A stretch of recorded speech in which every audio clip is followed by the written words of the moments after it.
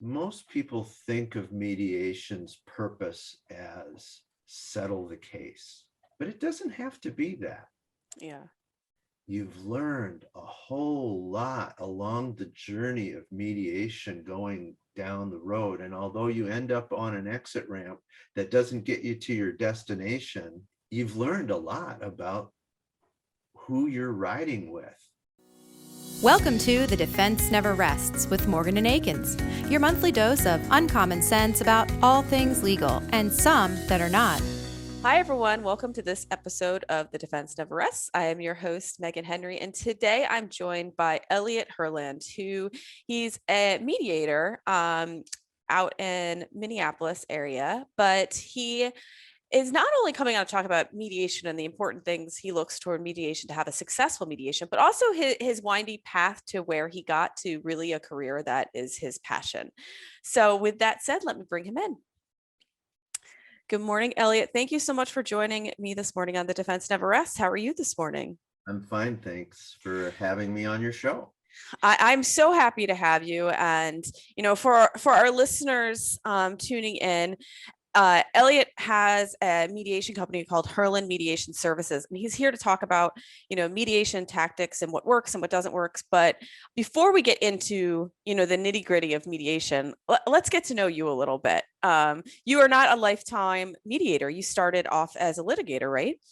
Yeah, when I graduated from William Mitchell, now Mitchell Hamlin, back in 1984, I went into litigation and realized that I am not a litigator. I'm not a fighter.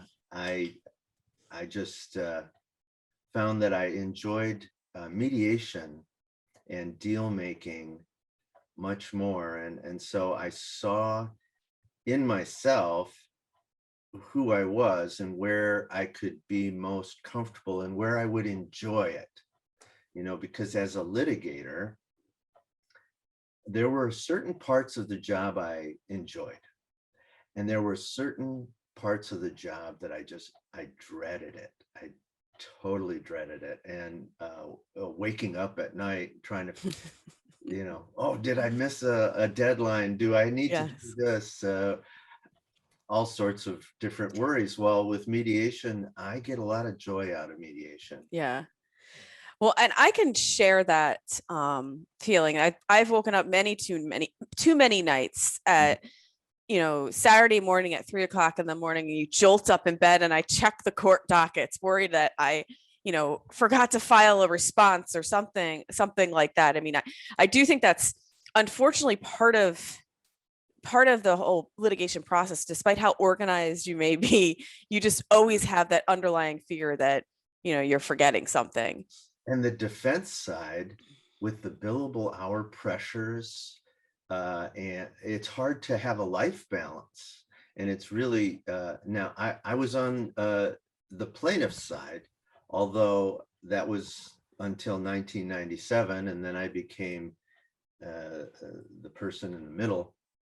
So I got to know both sides pretty well and had a lot of conversation with the attorneys about their experiences, about their pressures, about their ability to balance life with work and avoid that burnout or Yeah.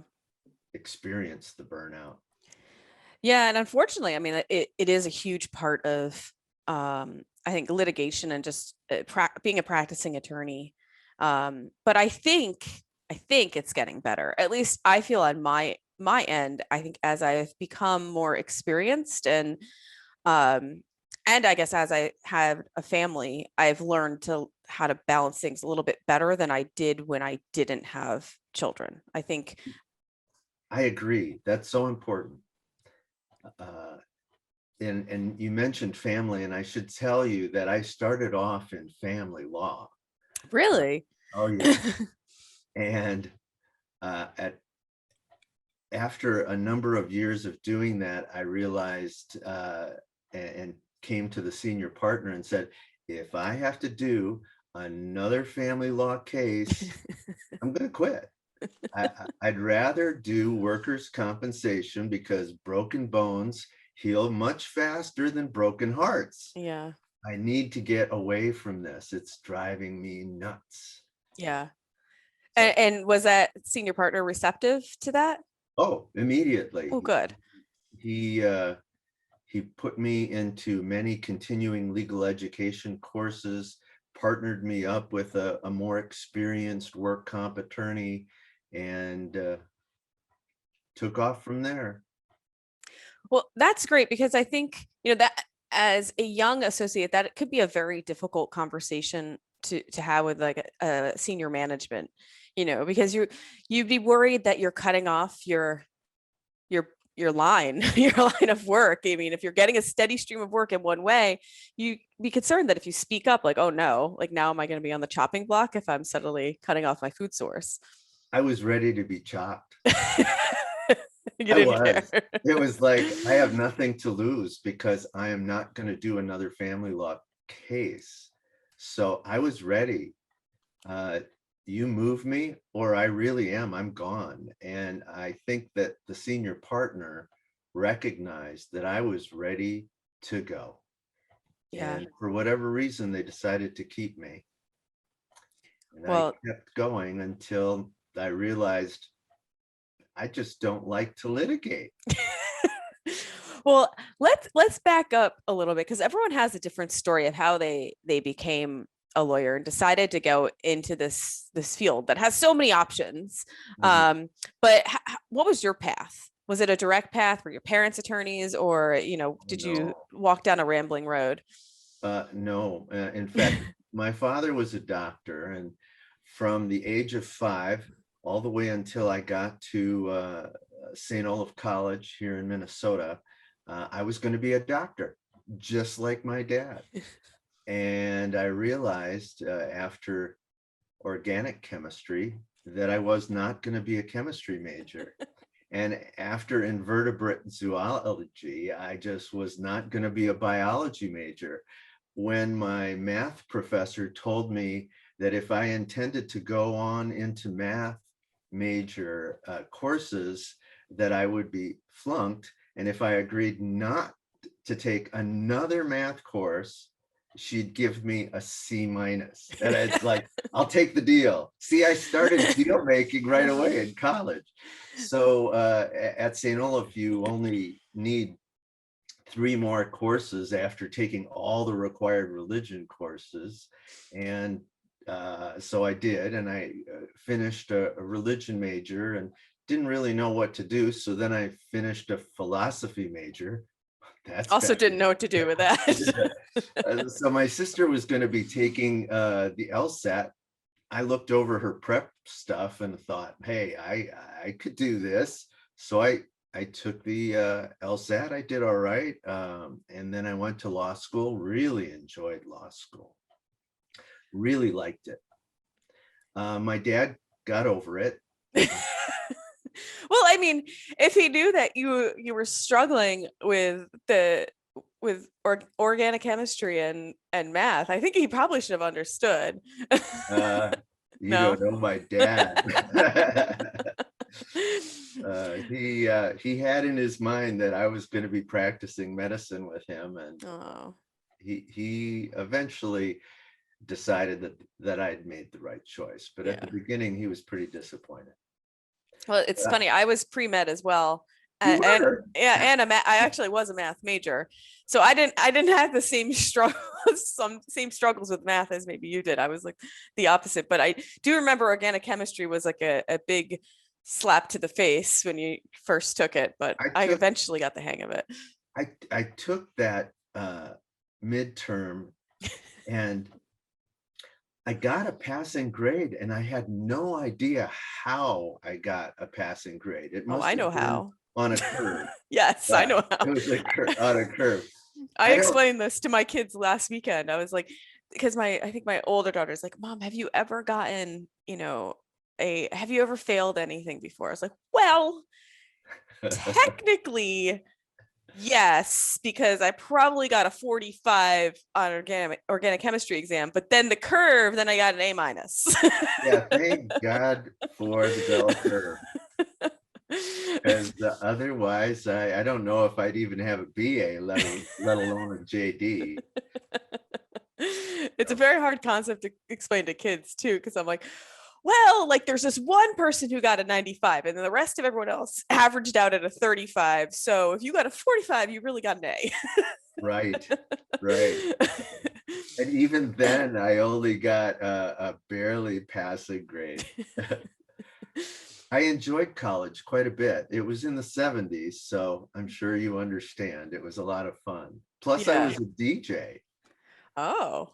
Yeah, I was. So is that a talent you've carried forward? I just, I'm a bass player in a band, Mhm. although we haven't had a gig now for over a year because Yeah. of COVID.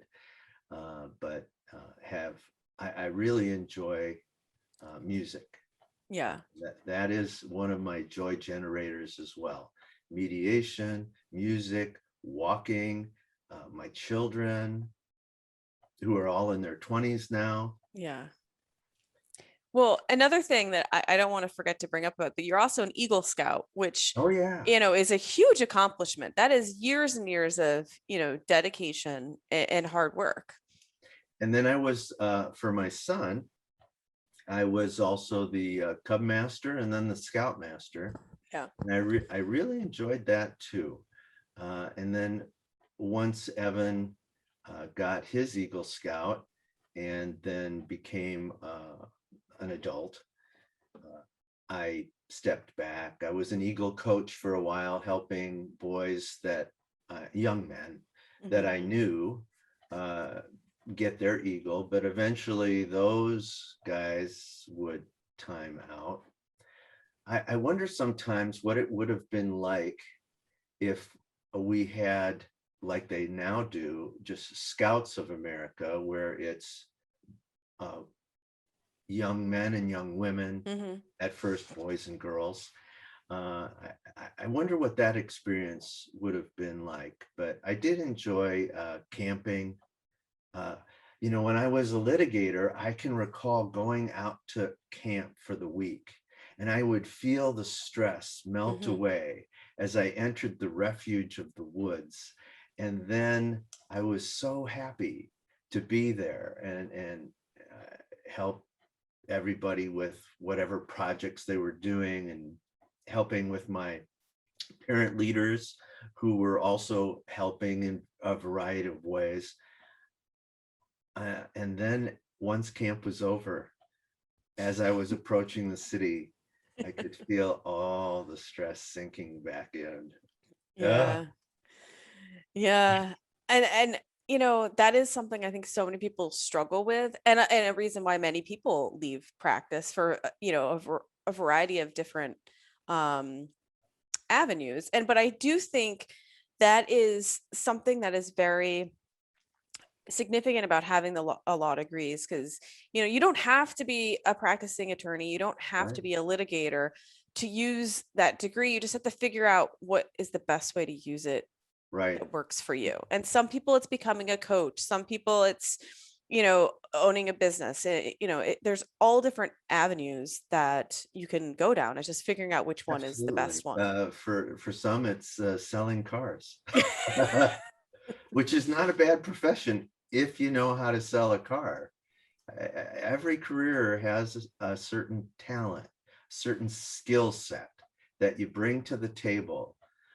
For me, mediation was a skill set, along with being a scout leader and a musician and all the other facets that make you who you are. And it's important to not forget those other parts. I mean, if you find joy as being a claims adjuster or an attorney, I wonder sometimes if claims adjusters, when they realize, hey, I want to be a claims adjuster, I can't imagine a 5-year-old saying, I'm going to grow up and be a claims adjuster. Yeah. Well, I have this conversation a lot with a lot of guests, and even talking to people on the phone before they come on, or just chatting. And it is hard because it's not something that you grow up knowing about, really. And nor do you really grow up knowing about the vast opportunities that are in insurance. Most people grow up thinking insurance is, the insurance salesperson, Right. and I think it's becoming more common now that, colleges have courses and majors and stuff that are catered towards being an insurance professional. But once you're in there, the opportunities of advancement are so wide and Absolutely. large, and the compensation is also can grow quite a bit. So it's exactly that. Like, I don't think many people say, oh, I want to be a claims adjuster, but then when you graduate college, and a career path might be open for you, and it is such a strong career path with like a lot of stability and a lot of different companies to go to if you don't like the one you're at.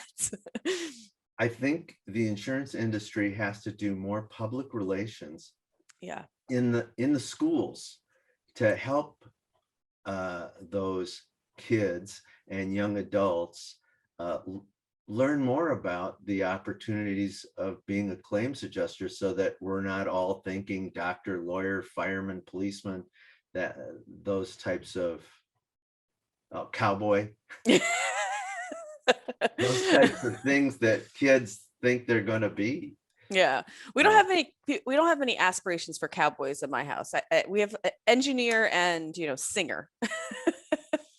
I'm pushing the engineer route over the singer route, but well, my son is in HR. I mean, I can tell you, he did not grow up saying, I'm going to be a human resources specialist, right? But he loves it. He loves it. And I have a daughter who's becoming a doctor of physical therapy. Mhm. Have another daughter that's going into the field of special education, specifically with children on the autistic spectrum. And then I have a graphic designer who's finishing up at Iowa in Ames. Yeah, it's fun to see where the path leads for these kids, Yeah, these young adults. and that brings up an interesting question. So when, looking back to your kids when they were younger, did you see some of these talents when they were younger and just not realize like how they would be placed later? Especially like I think you said it was your son or your daughter who's a graphic designer. Like, I mean, Daughter, that youngest son. involves, at least some degree of artistic talent. So that Very must have been much. something you saw early on. But I mean, these career paths, was it something that, now you're like, oh, it makes sense that this is where they are? You're absolutely right. With Evan, he was very good at working with people. And when he was the senior patrol leader, he faced the challenges of managing all of these people in their different roles. Uh, Taylor was so caring about children that would have struggles. I mean, she's got a huge heart. And Lauren, with physical therapy, she was a runner. Mhm. She still is a runner, and she had some difficulty with some pain in her shins, went to a physical therapist, got so much help that she just like, hey, I'm going to become a physical therapist. That was her passion Yeah. that led right out of her enjoyment of sports. Mhm. And then Katie was she was always drawing. She would play this game on the computer called Sims, and she would design houses and have all sorts of stories. It was fun watching them Yeah. develop their skills and find their way. So perfect segue into you finding your way. Oh so yeah. you're a litigator for years, and then you decide to make the change. But what really was the catalyst that you're like, okay, like I have to change. I have to get out of litigation. I got to start something new. And you decide that, mediation is what it should be. So yeah, I'm doing now work injury cases, and I go to the Department of Labor and Industry on many of these cases, dealing with the mediators and watching how they respond to the different personalities, sometimes claims adjusters, sometimes attorneys, sometimes the contractors, sometimes it's the injured worker, sometimes it's the lawyers themselves that bring the challenges to the mediator. And I like when I was in college, I could see myself being a DJ. So there I am in these mediations, and I could see myself being a mediator. So I called one of these people, Kevin, at the Department of Labor and Industry, and I said, Kevin, do you think I could be a mediator? Well, yeah, I think you could. So there happened to be a job opening there, and I interviewed for it. They made me an offer. It was much less money than I was making, but it was in an area where I could actually enjoy what I was doing. So I took the financial hit so that I could do something I enjoyed. Then I took the course in mediation.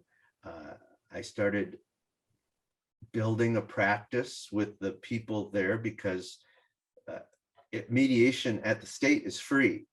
So the business is pretty good when you can get it for free. And then I decided I was given an opportunity to go to the collectively bargained system, which is called the Union Construction Workers' Compensation Program, became the dispute resolution facilitator. At the same time, I had this side gig, Herland Mediation Services, that I also started in 2004. So from 97 to 2004, I'm at the department. I start the side gig and start at the Union Construction Program. And then when I turned 60, I realized if I want to keep doing this into my later years, even after retirement, doing a few cases, because I enjoy it, why wouldn't I do it? Why wouldn't I make money at doing something that I really enjoy? So I made the program one of my clients, and I get a good amount of business from my former employer. And then I had all these attorneys and claims adjusters that I got to know since 1997, all the way to now. So I let them know by all sorts of different ways, by email, by mail, by LinkedIn. I got by Facebook. I got the message out that I was doing my own practice. And I find that not only do I get to do the things that I like, and I don't have to do the things that I don't like database entry. And that was a really nice thing, because now I had more time to do the other things that I enjoy, like walking is something that I really enjoy. That is the challenge too, right? Like you have to have, when you're getting started, you need to have people come to you to agree to mediate with you. So you have to have a reputation that someone's going to trust you. I mean, I know, on my end, I get, I'm talking about mediation with opposing counsel, and they send me a list of mediators, and immediately if I don't know them, I'm thinking, oh, well, they must be best friends with these people, and they're trying to pull a fast one. So you send the names to everyone at the firm, and you say, do you know these people? and you're very unwilling to try out someone new, because it's an unknown, and that's a challenge, for someone in your position. If someone doesn't know you, it's hard to get more business unless people talking and saying, oh yeah, you got to use Elliot, he's great, I used him, he's great, blah blah blah. But it's hard. Well, and when you're an older guy like me, and you're involved in a very small bar, there are a lot of people that do know you. For those that don't have as much experience, it's good to get involved. I'm involved with the American Bar Association, in the role of vice chair of the membership committee of the dispute resolution section, specifically in student and early career outreach. So we have programs where people can come in and talk to other mediators that have more experience and different types of backgrounds. And that's a way to do it. But an important thing for me to remember, and one of my attorney friends, Norbert, but we all call him Norb, I took him out to lunch during the Work Comp Institute. And he said, so what about your website? I said, well, Norb, I don't need a website. Everybody knows who I am. And he put his finger on his lips and he said, Elliot, this is when we're still in person, right? Before the pandemic. Do you see all those faces in the audience there? And the Institute draws a huge number of not only attorneys, but also the claims adjusters. I said, sure, yeah. You recognize a lot of those faces, right? Yeah. What about those faces you don't recognize? And most of them are younger than me. They have had no experience with me whatsoever. He said, it's important that you understand these people go to Google or whatever search engine and they type in your name. And if you don't have a website, well, you don't exist. If they can't find out who you are, you don't exist. You're not. Why are you on this person's list? Right. But if you do have a website, and it's very important to use someone that actually knows how to develop a website, because I do not have that skill set. So spending the money on creating a website that will inform the person looking at the website who you are, what your experience is, and the testimonials. LinkedIn is another really good way for people to get to know who this person is that is being proposed to be a mediator. And then the next step is when they come in for a mediation, you got to do a good job. Yeah, that's an important step. Because if you don't do it, I mean, there are certain times where you're a little off. And although you might accomplish whatever it is that parties are trying to accomplish, and it's not always settlement. Mediations are sometimes used for other reasons. But whatever the reason is, even though you're not really on your game, you get it done. But you want the attorneys and the claims adjusters and the other parties to the case, they're the ones that are supposed to shine. You're not supposed to be the smartest person in the room, but you have to do a good job of mediating. There's so many different aspects to being a mediator that you have to understand and help the parties understand so they can give you what you need, and so that you can reach that goal and do a good job, so that the people that don't know you to say, oh yeah, Elliot, he's okay, I'll use him again. Right. And like I've definitely have had experiences with mediators that you come out of there, and if your client is unhappy with the mediator, that's not good, and it's not good for you, and it's just it reflects, I think, poorly on me if they don't like the mediator, and if we didn't get the job done, it's just like, well, man, now we we came here, we spent money, and now my client has a sour taste in their mouth. So I mean, it's a challenge. It is, and mediations sometimes don't settle, and sometimes it's for good reason.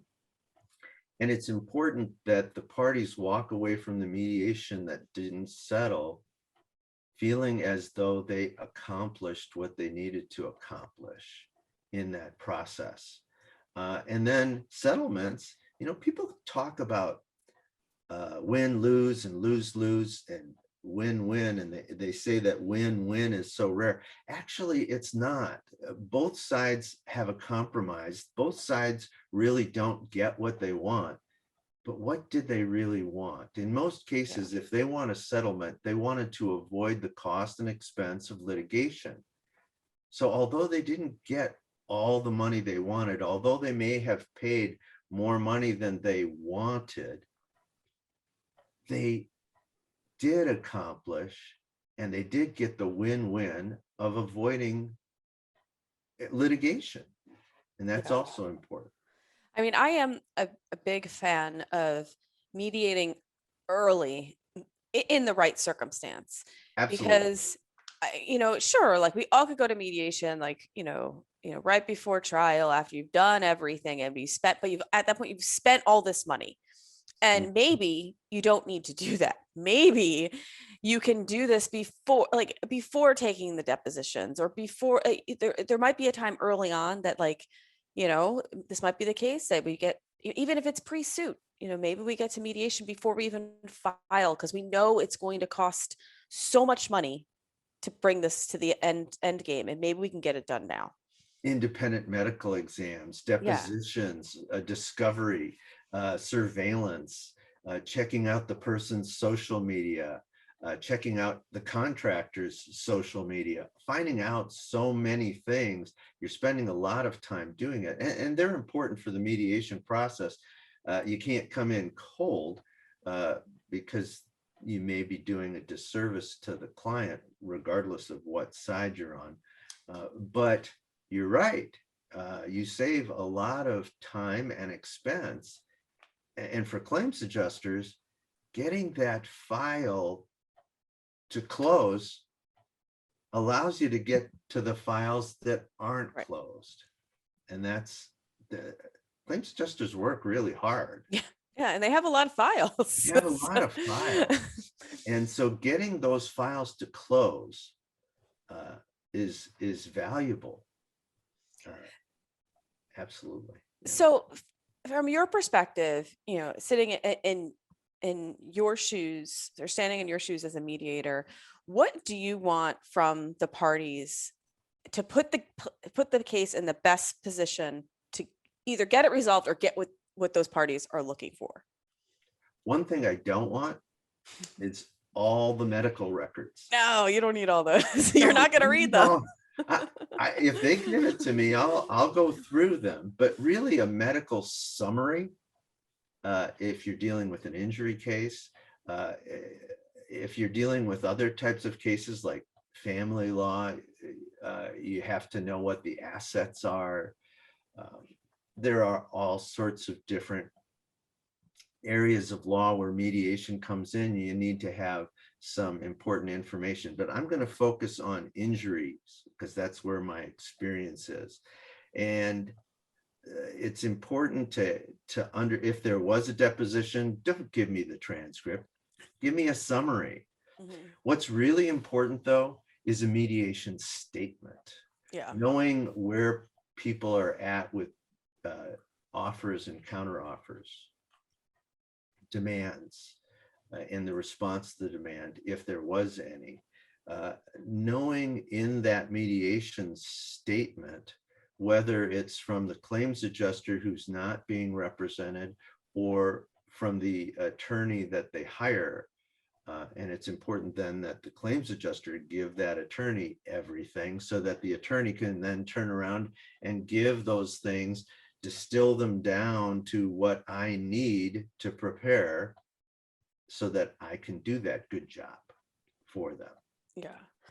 Yeah. And I like that you bring up not the stack of medicals, because I mean, sure, you're going to read them because that's your job. You're reading the submissions, but it's such not an effective use of your time to have to go through and digest it. A lot of times what I will do is I will give the mediator our medical chronology. So then you could just have a snapshot of what, the medicals look like. So you don't have to go through all the records. And if there is a medical record that is just bam, yeah, attach the medical record and highlight the spot put it in your medical summary, and if you really want me to see the exact words written by the doctor, highlight that. Don't make me search through all those things to find those diamonds in the coal mine. Right. And like, we've already done that work. So why have the client pay to have someone do it twice? When in Yeah. reality, we just want to give you the key points you need. What are the injuries? What are the major legal issues going on? So you can say, okay, these are the hot topics. Where do these hot topics come into play? And how can we resolve this, knowing, these are the pluses and minuses? Well, and I would say that adjusters always have that information because they have Yeah. to set their reserves, Right. right? And you can't set a reserve if you don't have the information. And then also you have to give authority or have authority. And maybe there's desk authority and you have to go to the next level because this case is beyond desk authority. And having mediation done without authority and without having the person available, I always like it when everyone is there.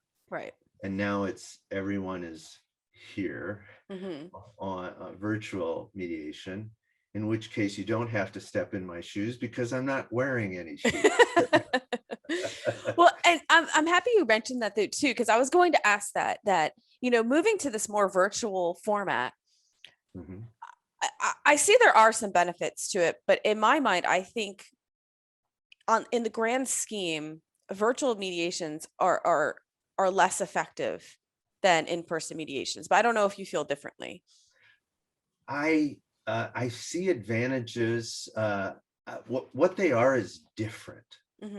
So, for instance, apples and oranges.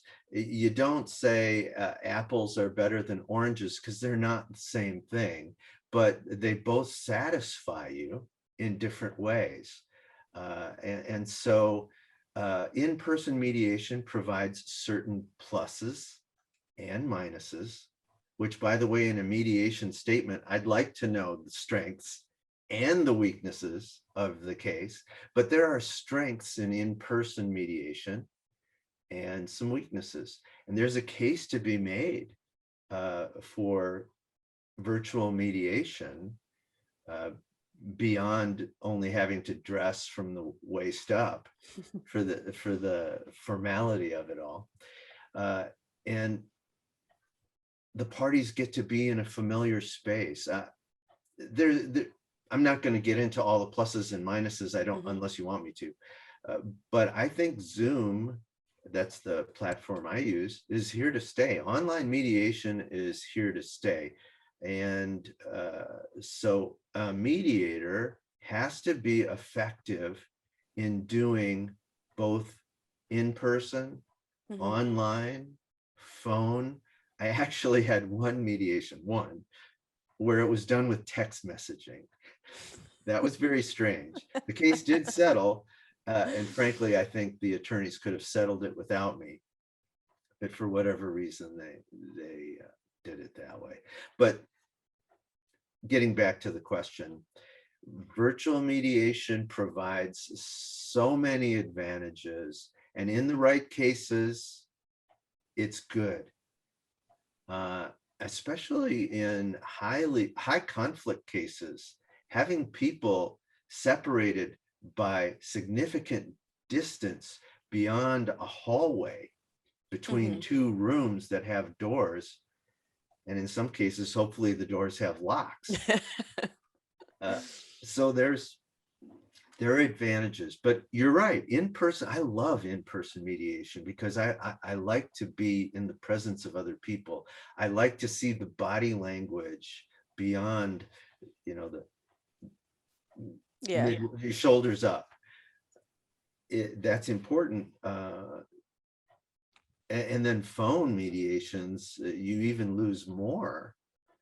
But a mediator has to be effective in whatever platform. And part of being effective is actually educating the parties on how to use it.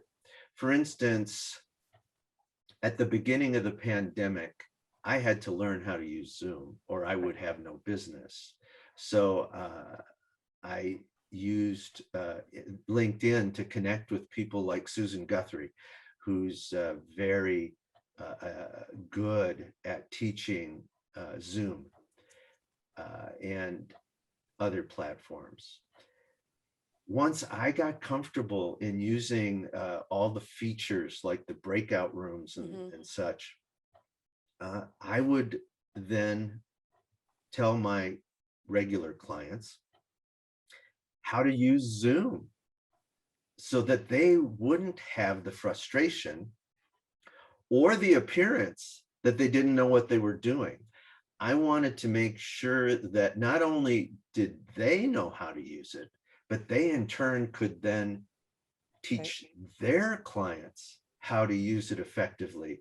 That's one of the drawbacks of virtual mediation, is how to use it on the various, I mean, sometimes I've got a person using a phone and when they're walking around, you need to know how to not get dizzy. And some will use iPads, and some will use desktops and laptops, and you need to be able to tell people how to use the platform. Now, in-person mediations, you don't need much more than the address and the preparation. So again, preparation is important. In virtual mediations, preparation includes how to use the platform. Right. And all the other stuff that you need for a mediation in general, whether it be an in-person mediation or one of the other venues.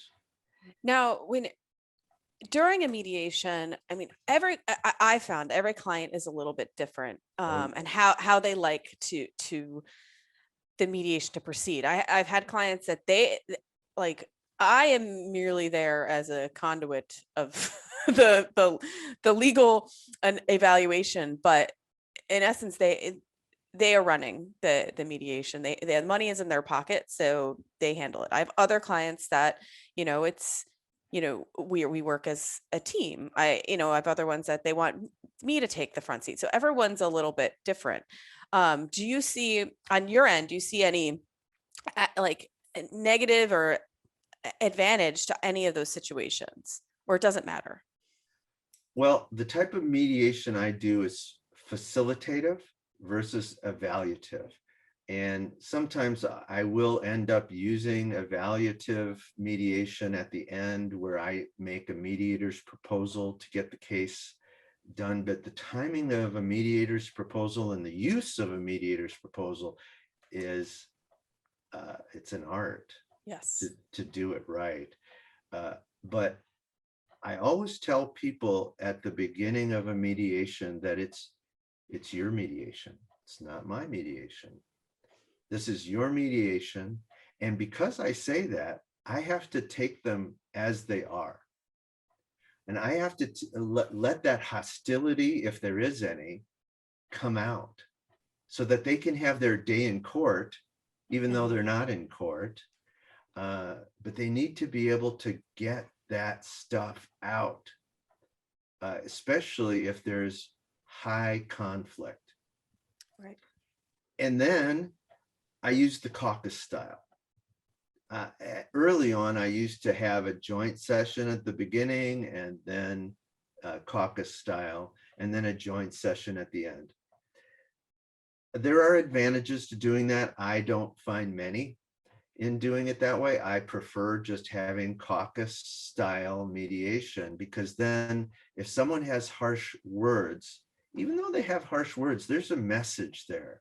And it's important for the mediator to recognize the message, distill it, and then be a diplomat, and then carry that message to the other side. Yes. To reduce the high conflict nature of those feelings and make them into something a little more palatable. Right. And I agree with that so much because I personally do not like the joint session, and especially having initial opening like statements, because I feel like no good comes of me telling the plaintiff everything I hate about their case to them. I think all that does is anger that individual and make them feel undervalued, and it makes it harder to get it done. So Agreement. I personally don't. If I can, just most of the times, if I'm like, you know what, I will reserve all my statements for when we are in private, because I don't want to piss off the plaintiff. like, like we're here to try to resolve it. I don't want to make it any harder, but Well, they and do have negative points to their case. the adjusters and the contractors can have some strong feelings about the credibility, Mhm. or on the other side, what the intentions are. Right. And so I don't need them to make their opening statements to each other. They've already been doing that up to the day of the mediation. Both sides know how the other side feels. I can't recall a case where both sides didn't know where the other side was coming from. They might not know it in detail, Right. but they've got a good sense of how each side is approaching the case. So, I'll make money listening to opening statements if they want to, but I don't need the opening statements if they've properly prepared me with the summaries and the confidential statement that provides me with all the information that I need. So let's get at it. Let me explain to the clients who am I? What is a mediator? Some of these people, this is their first mediation.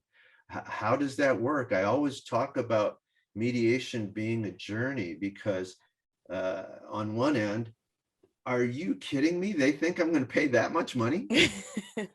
And on the other end, are you kidding me? This is an insult. Do they Right. really think I'm Right. going to accept that? And I always tell people, no one is expecting the mediation to stop right at the beginning. That's not why the mediation is occurring. It's a journey, and we take it step by step by step. I do love the emotions that go through every mediation, and without fail, same ones every time. It's that first step, everyone's offended, and and then it's the second step, everyone's annoyed that they didn't move enough in either direction, and then the third step is, this is never going to get done, this is a giant waste of our time. Somewhere bracketing comes in. Exactly. And I think, and then the proposal. yeah. So it is an art and a science, but I kind of chuckle to myself, and oftentimes with my adjuster throughout the process, because if you're experienced, you go through these levels of the process, and you eventually do get there, and maybe you don't get there that day. Right. I mean, I've had so many cases that you don't resolve that day, but mediators like you keep up on it, and And a maybe week later it happens, or Yes. in some cases the mediation comes back in a year Mhm. after another length of benefits have been paid, and surveillance and investigation and all the things that occur during a case's pendency. Now they are finally in that spot where I want to be done. I just want to be done. And in family law, that's a different process. Right. Now, in your shoes, though, what do you see as some of the biggest roadblocks to getting to that end game? anger. Yeah. There's no room for that. Yeah.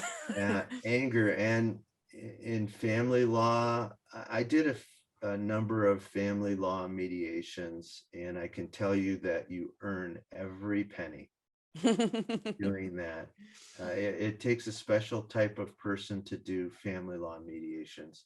Yeah. I don't care for them. Well, no, you made it very clear early in your career you don't want to do family law, so you shouldn't do mediations either. No, I certainly don't. But there's anger in employer-employee relationships. Also, many employers have been hit so many times, and occasionally there will be that one case where that person shouldn't have got all Yeah. that money, because guess what? After the case settled, I saw them working for my competitor doing the same stuff that they said they couldn't do Right.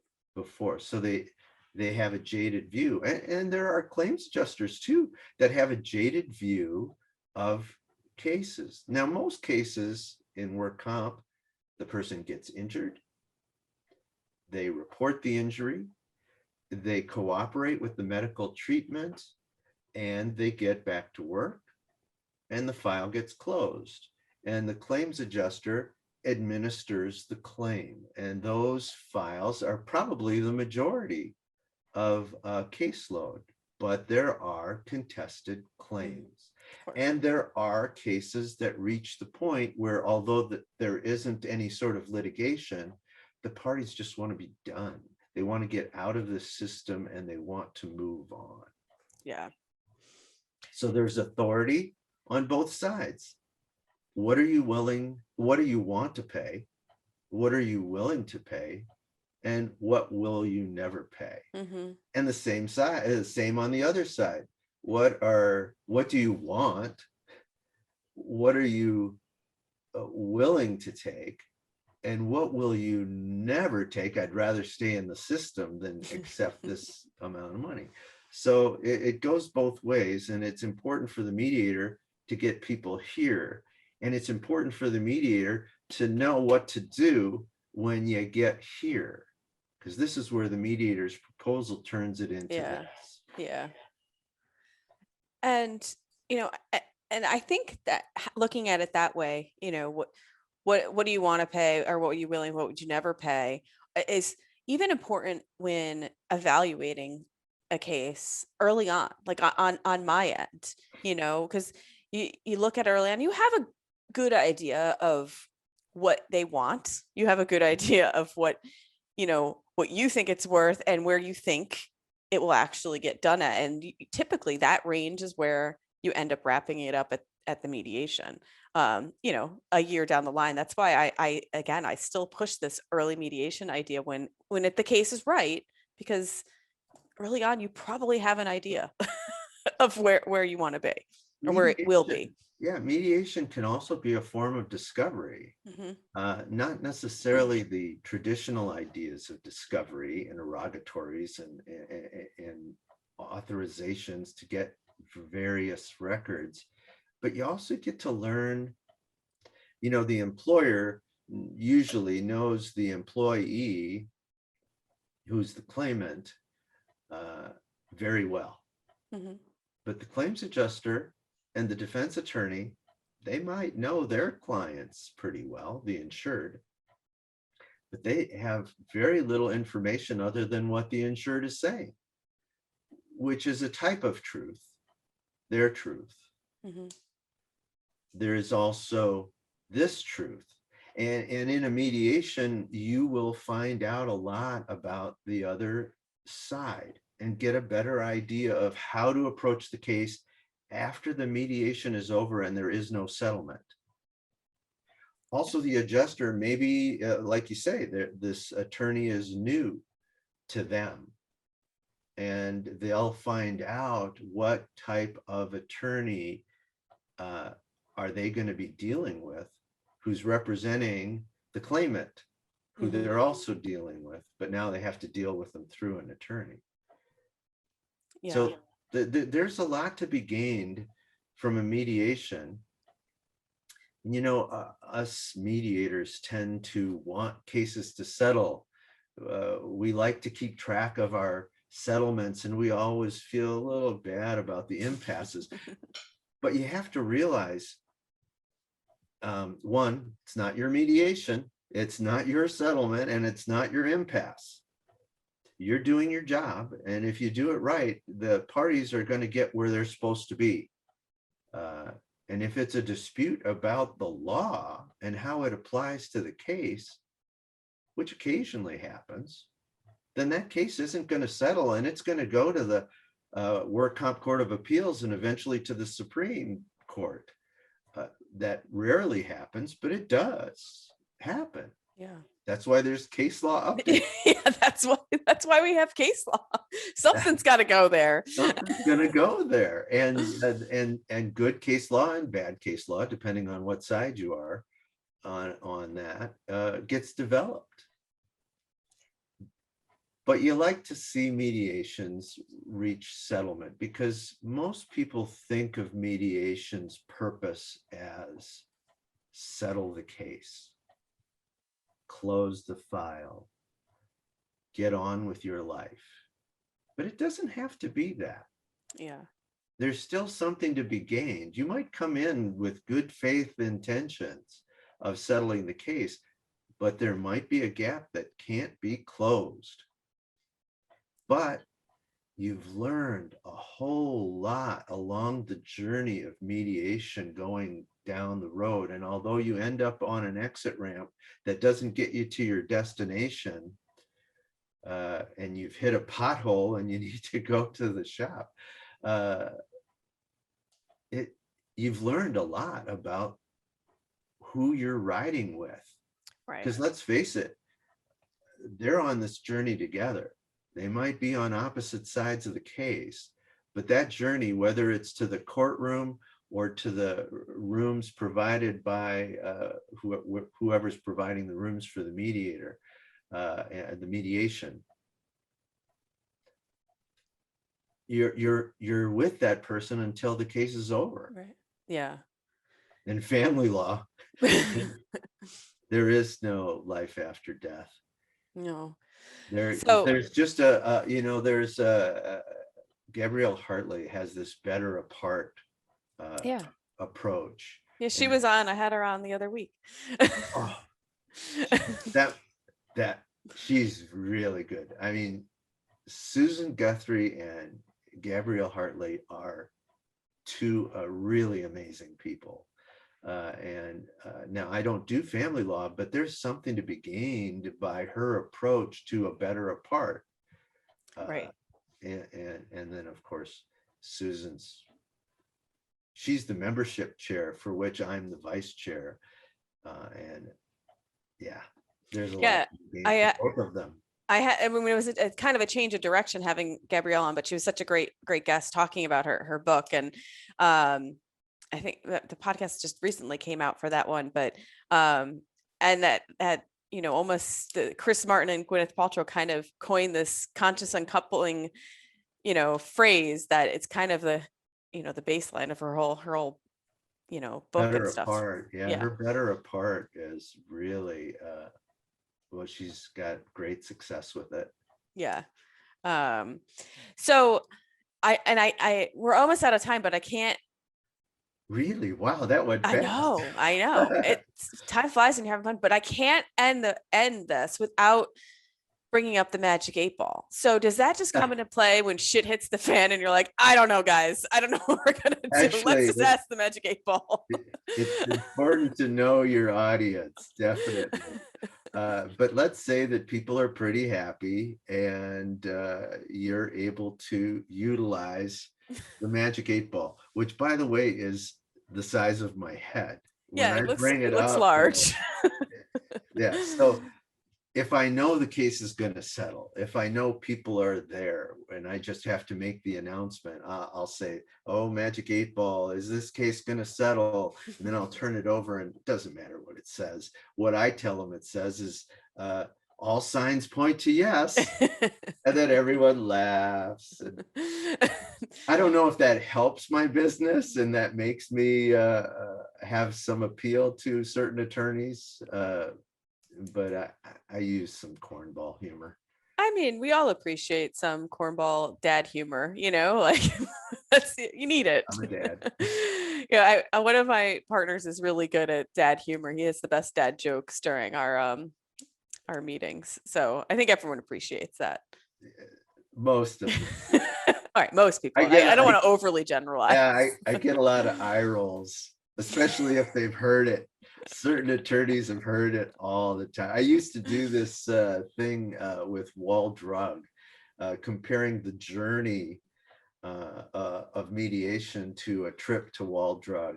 And the attorneys that use me were so sick of hearing about Wall Drug. They'd even tell the client, hey, this guy's going to tell you a story about Wall Drug.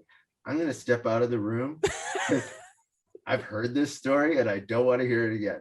So I finally stopped using Wall Drug. In fact, I wrote an article for LinkedIn about that whole experience and letting go of things that I thought were clever and really were not.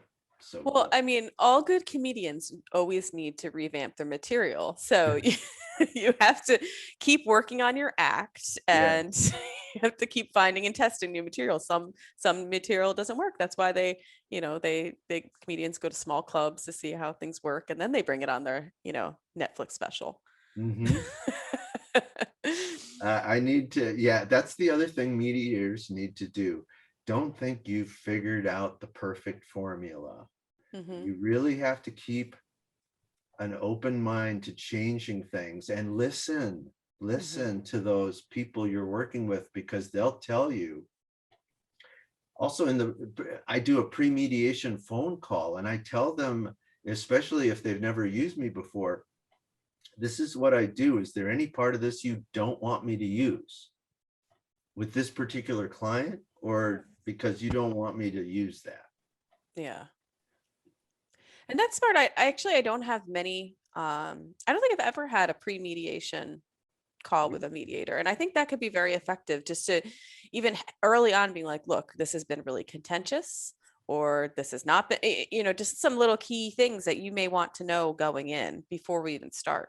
Oh, absolutely. There are. One, I may have questions about the materials that they've sent me and things that maybe they should consider when going into the mediation. I also want to know a lot more about their clients than the mediation statement has. Like, for instance, with claimants, does this person like fishing? Do they do quilting? Are they into art? I want to know some personal things so that I can build that rapport. Yeah. That's so necessary, that trust, which is the foundation upon which every successful mediation has to have. A person, the attorneys, their clients all have to trust this mediator, because without trust, the opportunity for settlement goes way down. Yeah. Well, I ask a lot of my guests this, and this is totally off topic, but you've had you had a career as a litigator. Well, you almost had a career as a doctor, then you had a career as a litigator, Really?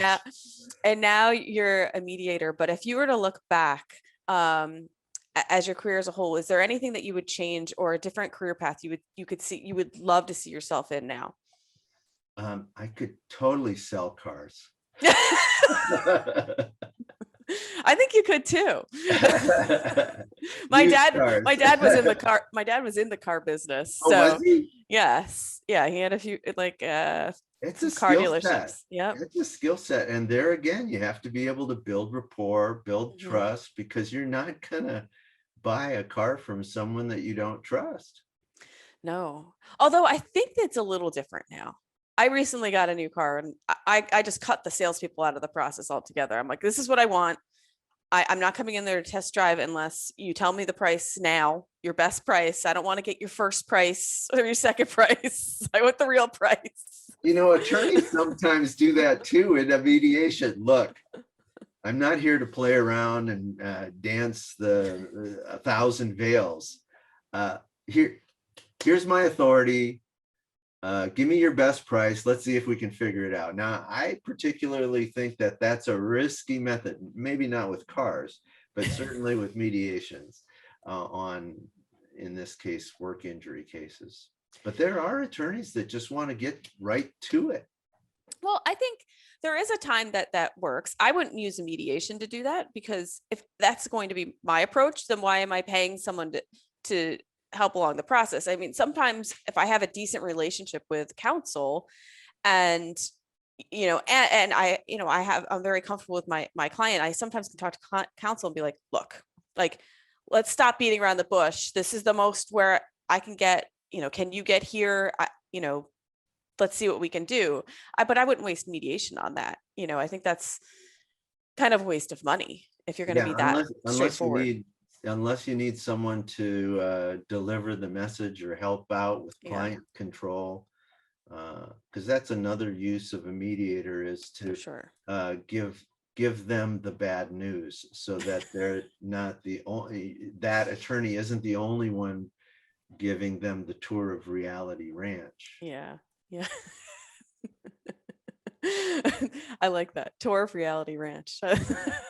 Because at the bar or the club or wherever they were at, someone told them about someone else who got $250,000 for their claim. In this case is a $50,000 case. You got to Yeah. disabuse them of the idea that every case is the same. Right. And it's certainly not. We all know that very, very well. Every case is different. Every case is Amen. worth different. Amen. Well, Elliot, thank you so much for coming on. Why don't you let our listeners know how they can find you and where they can find you? Well, they can call me 952-240-4005. My email address is unfortunately quite long: herlandmediationservices@outlook.com. Yeah, I don't know what I was thinking. And then herlandmediation.com is my website. Finally, you have that website up and running so people can I have find a you. sweet website. Check it out. I paid a lot of money for this. I need you to check it out. Yeah, please go to Elliot's website so he can see his traffic increase, so he can know that his money was well spent. And for all our listeners, thank you so much for tuning in this week at The Defense Never Rests. Of course, if you like what you hear, please like and subscribe to our channel on YouTube at Legal Navigator, as well as on Apple Podcasts.